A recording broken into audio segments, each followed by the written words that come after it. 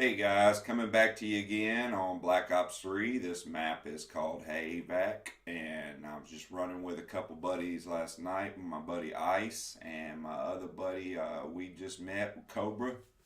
Shout out to both of y'all. Thanks for helping me have fun with this game last night. And not my sinuses are a little stuffy this today, so I apologize for that. We was running on this map, Hayback, and it was me, Buddy Ice, and like I said, my buddy Cobra.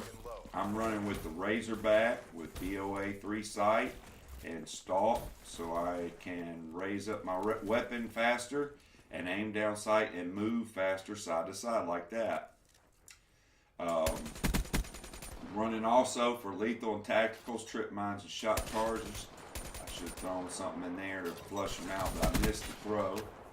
My buddy winds up going in there and cleaning him up. He runs for me. Artillery destroyed. Set my traps. And we was just working back and forth on this map from one side to the other. Just kind of holding it down and going back and forth. Oh, there they come from that side. I know. See, that's what that trip mine does. If it doesn't kill them, it alerts me to let me know they're coming. And of course, he got me. I got killed. I had my own shot charge. He was shooting my shot charge, and it was funny because I walked up by the shot charge. He shot it, and then basically I got killed. So, anywho, that's how it goes. Sometimes that's like I said, you're the cat. Sometimes you're the mouse. They throwing grenades and stuff, and I'm fixing to go up here and help my buddy Ice out. And this is his Marshall shot, but I was underneath him with the Razorback. And I'm just going to try to keep rinsing and repeating them from one side to the other. Boom. He was looking down the wrong way, and I caught him sideways when he wasn't looking. Shock charge, trip mine. Pick up this little pistol, don't do absolutely nothing with it. Get a hive. Watch me take my time to position that just right. 2, 3, slide over just a bit, 4, and jump, 5. Reposition those trip mines and shock charges.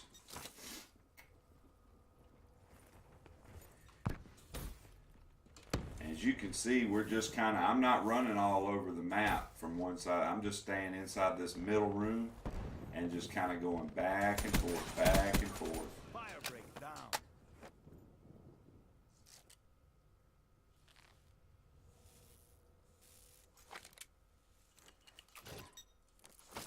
All right, there they are. As far as perks I'm running, guys, I'm running Dead Silence, Awareness, Scavenger, and Overclock. Those are kind of my go-to perks because I don't really boost around and jump around a lot, so I don't need Blast Suppressor.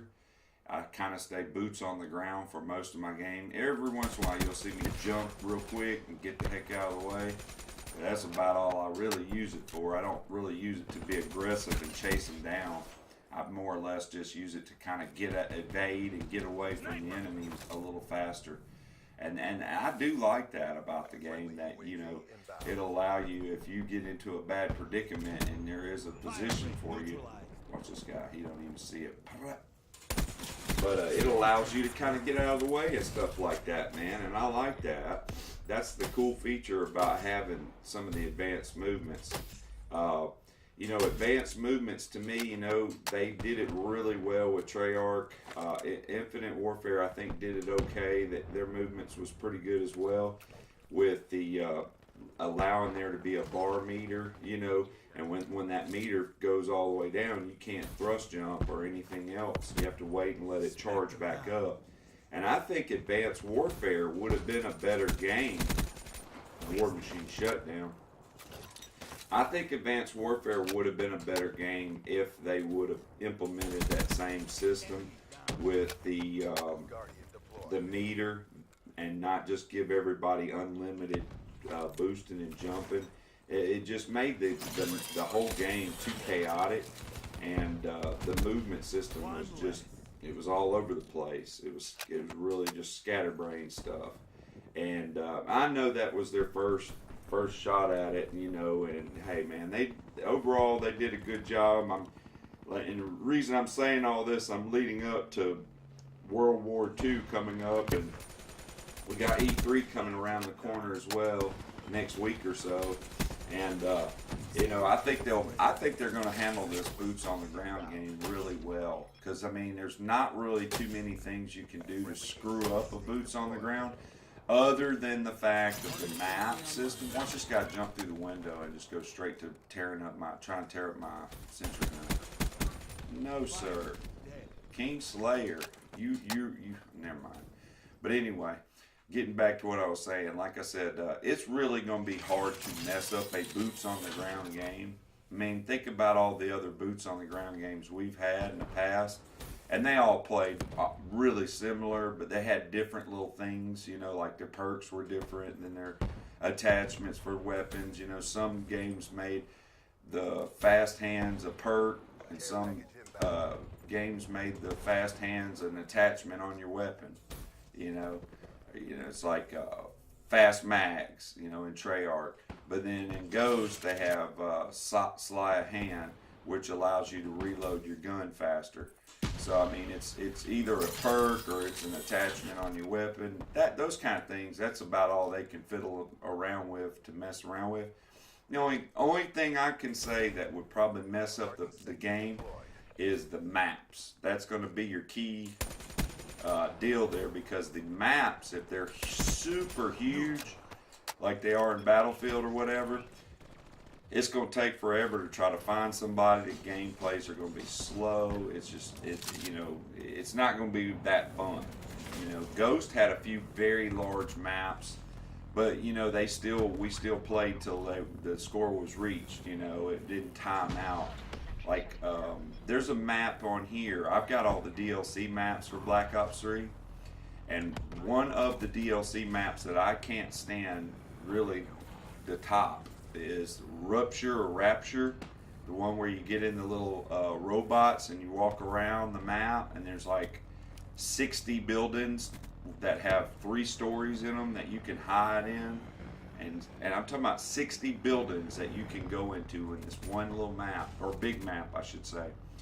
And I've had buddies that say they've played the game till it reached a score of 100. I myself personally, and I played that map probably 30 to 40 times, I've never seen it end with 100 points. Every time I ever play that map, it times out. And when a map times out like that a lot, that means there's flaws in the map. That means that the map's either too big, or in my opinion, it's too big. The other argument I would have about that map is it's got way too many buildings. You know, buildings are places where people like myself can go in and prey on people like that right there. You see what I'm saying? That's what these buildings are used for. But see, what happens is you get a group of 6 guys in a map that has 60 buildings that all have 2 and 3 and 4 stories to them. Nobody finds nobody. The whole game you're running around, you're looking around, you're like, man, I can't find a soul. And then when you do find somebody, it's somebody that's been staring out of a window for over 20 minutes, waiting on you, and you come running down the street like a moron and get smoked. And you're like, where was that dude? You look in your death cam, and sure enough, he was inside a building.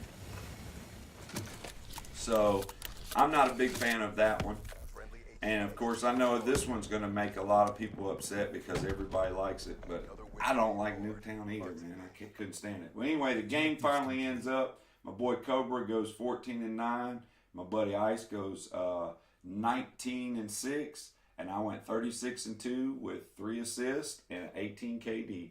Guys, I hope you enjoyed. Just leave a thumbs up, and I'll keep this stuff coming right back to you. Have a great day.